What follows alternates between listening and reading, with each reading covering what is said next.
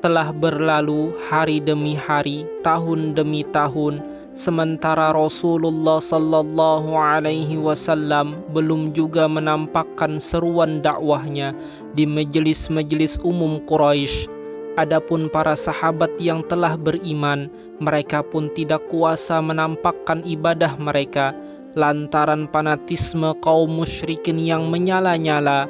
Maka setiap kali seorang muslim hendak menegakkan sholat, ia pun berangkat menuju celah-celah bukit Mekah yang sepi, lalu menundukkan dirinya di hadapan Rob semesta alam dengan penuh ketenangan, jauh dari pandangan mata manusia. Hingga tatkala jumlah kaum muslimin telah melampaui 30 jiwa, tibalah kebutuhan yang mendesak bagi mereka untuk berhimpun bersama Rasulullah sallallahu alaihi wasallam. Mereka merindukan bimbingan langsung dari beliau untuk disinari dengan cahaya petunjuk, diajari ayat-ayat suci, dan diteguhkan hati dalam menghadapi kerasnya permusuhan kaum Quraisy. Maka Rasulullah sallallahu alaihi wasallam pun memilih sebuah rumah yang kelak dikenal harum namanya sepanjang sejarah, rumah Arqam bin Abi Arqam. Ia seorang pemuda Quraisy yang hatinya telah disentuh cahaya iman, lalu ia mengorbankan rumahnya untuk menjadi tempat berkumpulnya para pejuang kebenaran. Di balik dinding rumah itulah wahyu ilahi diajarkan dengan penuh rahasia, dan jiwa-jiwa yang beriman dipersiapkan untuk memikul amanah risalah. Hari demi hari mereka berkumpul. Suara Rasulullah sallallahu alaihi wasallam mengalun lembut, menanamkan kalimat tauhid ke dalam hati-hati yang jernih, hingga cahaya iman kian menyala meski tersembunyi dari pandangan manusia. Namun, dakwah ini tidak ditakdirkan untuk selamanya bersembunyi, sebab Islam bukanlah cahaya yang boleh berkurung di balik dinding, melainkan sinar yang harus memancar ke seluruh penjuru. Maka datanglah firman Allah yang agung, membawa perintah yang mengguncang sunyi menjadi seruan lantang. A'udzu billahi minasyaitonir rajim. Fasda' bima tu'maru wa a'rid 'anil musyrikin. Maka sampaikanlah dengan terang-terangan apa yang diperintahkan kepadamu, dan berpalinglah dari orang-orang musyrik. Maka sejak turunnya ayat itu, Nabi sallallahu alaihi wasallam mengganti seruan yang tersembunyi dengan seruan yang terbuka. Beliau patuh pada titah Tuhannya, yakin sepenuhnya akan janjinya, dan teguh menanti pertolongannya. Lalu Rasulullah sallallahu alaihi wasallam pun naik ke atas bukit Sofa, sebuah tempat yang tinggi, mudah terlihat dari segala arah. Di sanalah beliau berdiri tegak, lalu menyeru dengan suara lantang yang bergema di lembah-lembah Mekah. Ya Bani Fihr, ya Bani Adi, ya Ma'syara Quraisy. Wahai Bani Fihr, wahai Bani Adi, wahai segenap kaum Quraisy. Seruan itu menggetarkan hati, setiap telinga menoleh, setiap mata memperhatikan. Barang siapa tak sanggup menghadiri panggilan itu, ia mengutus seseorang untuk mencari tahu kabar. Hingga akhirnya orang-orang Quraisy pun berkumpul, dan di antara mereka tampak pula Abu Lahab bin Abdul Muttalib. Tatkala mereka telah duduk menyimak, Rasulullah sallallahu alaihi wasallam bersabda dengan suara penuh keyakinan, "Ara'aitum law akhbartukum anna khailan bil wadi turidu an tughira alaikum akuntum musaddiqi?" Bagaimana pendapat kalian jika kukabarkan bahwa di lembah ini ada pasukan berkuda yang hendak menyerang kalian? Apakah kalian akan mempercayaiku? Mereka pun menjawab serentak tanpa ragu, Na'am, ma jarrabna 'alaika kadhiba. Ya, kami tidak pernah mendapati engkau berdusta. Maka Rasulullah sallallahu alaihi wasallam menatap mereka dengan penuh kesungguhan, lalu bersabda, "Fa inni nadhirun lakum baina yaday 'adzabin syadid." Sesungguhnya aku adalah pemberi peringatan bagi kalian di hadapan azab yang sangat berat. Namun tiba-tiba Abu Lahab dengan wajah bengis dan suara yang kasar menyela, "Tabban laka alihada jama'tana?" Celakalah engkau, hanya untuk ini engkau kumpulkan kami? Sejenak suasana pun terdiam, tertegun oleh kata-kata keji Abu Lahab. Maka saat itu juga turunlah firman Allah Ta'ala yang akan dibaca sepanjang zaman. Tabbat yada abi lahabin wa tab, ma aghna anhu maluhu wa ma kasab, sayasla naran dhata lahab, wa imra'atuhu hammalatal hatab, fi jidha hablum min masad. Binasalah kedua tangan Abu Lahab, dan sungguh binasalah dia. Tidaklah berguna baginya harta kekayaan dan apapun yang telah ia usahakan. Kelak ia benar-benar akan dilemparkan ke dalam api yang menyala-nyala, dan istrinya pun turut serta. Si pembawa kayu bakar yang di lehernya terikat tali dari sabut yang dipintal. Inilah satu-satunya tokoh Quraisy yang namanya diabadikan dalam Al-Quran, bukan untuk dimuliakan, melainkan untuk dipermalukan sepanjang masa. Betapa besar kesombongannya, ia merasa harta dan kedudukannya akan melindunginya dari seruan Nabi Sallallahu Alaihi Wasallam. Padahal tidak ada satupun yang dapat menolongnya dari murka Allah.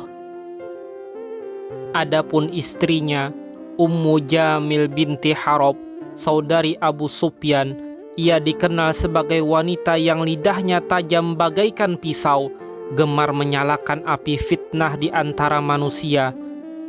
Maka Allah melukiskannya dengan sebutan Hammalatal Hatab, pembawa kayu bakar. Ia berjalan dari satu majelis ke majelis lainnya, menebar kedustaan tentang Rasulullah Sallallahu Alaihi Wasallam, seakan-akan sedang memikul kayu kering untuk menyalakan api kebencian dan permusuhan. Dan kelak, sebagaimana ia di dunia mengikat fitnah dengan lisannya, di akhirat ia akan diikat dengan tali yang hina di lehernya, terbuat dari sabut yang dipintal kasar. Itulah balasan bagi mereka yang memusuhi cahaya Allah, bahwa kehinaan akan melekat pada nama mereka di dunia dan azab pedih menanti mereka di akhirat. Sungguh betapa besar kemuliaan Nabi Sallallahu Alaihi Wasallam, hingga musuh beliau pun dijadikan pelajaran, tercatat dalam kitab suci, dibacakan lidah demi lidah, menjadi tanda abadi tentang kebinasaan orang yang menolak kebenaran. Setelah seruan lantang di Bukit Sofa yang berakhir dengan penentangan kasar dari Abu Lahab, hingga turunlah surah Al-Masad, dakwah Rasulullah Sallallahu Alaihi Wasallam memasuki babak baru. Maka Allah Ta'ala pun menurunkan wahyu berikutnya untuk mempertegas langkah dakwah dan memperluas lingkup seruan. Wa anzir ashiratakal aqrabin, dan berilah peringatan kepada kerabatmu yang dekat. Mereka adalah Bani Hashim, Bani Muttalib, Bani Naufal, dan Bani Abdus Samas, seluruh keturunan dari Abdu Manab. Lalu turun lagi firman-Nya, "Wakhfid janahaka limanit اتبعك من المؤمنين فإن عصوك فقل إني بريء مما تعملون. Dan rendahkanlah dirimu terhadap orang-orang yang mengikutimu, yaitu orang-orang beriman. Jika mereka mendurhakaimu, maka katakanlah, sesungguhnya aku berlepas diri dari apa yang kalian perbuat. Maka Rasulullah sallallahu alaihi wasallam pun mengumpulkan keluarga besar Quraisy dari kalangan kerabatnya yang terdekat. Mereka pun duduk berkumpul, lalu dengan penuh wibawa beliau sallallahu alaihi wasallam menyampaikan seruan kebenaran itu. Innar ra'ida la yakdzibu ahlah, wallahi law kadzabtun nasa jami'a ma kadzabtukum walau gharartun nasa jami'a ma gharartukum wallahi alladzi la ilaha illahu inni la rasulullahi ilaikum khassah wa ilan nasi kaffah wallahi la tamutunna kama tanamun wa la tub'atsunna kama tastayqidun wa la tuhasabunna bima ta'malun wala tujzaunna bil ihsan ihsana wa bisu'i su'a wa innaha la jannatun abada aw narun abada. Wahai kaumku, sesungguhnya seorang pemimpin kabilah tidak akan pernah berdusta kepada kaumnya. Demi Allah, andai aku berdusta kepada seluruh umat manusia, niscaya aku tidak akan berdusta kepada kalian. Dan seandainya aku menipu seluruh umat manusia, tidak mungkin aku menipu kalian. Demi Allah, zat yang tiada sesembahan selain Dia, sesungguhnya aku adalah utusan Allah yang diutus kepada kalian secara khusus dan kepada segenap manusia seluruhnya.